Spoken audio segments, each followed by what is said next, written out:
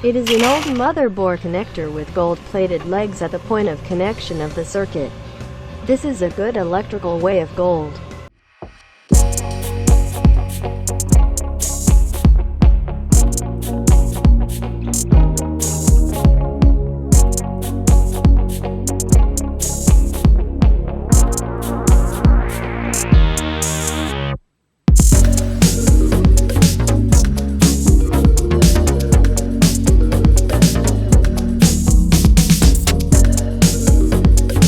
This is a socket we have removed from the old motherboard board.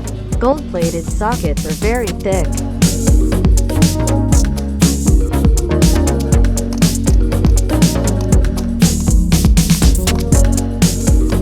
We use a hammer to separate the gold-plated legs. We think you might have a better way. Try to comment.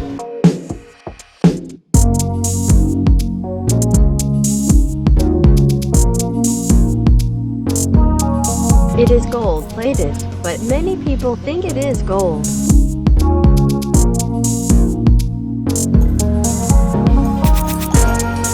The next step is to bring the gold plating material, soaked with nitric acid mixed with water.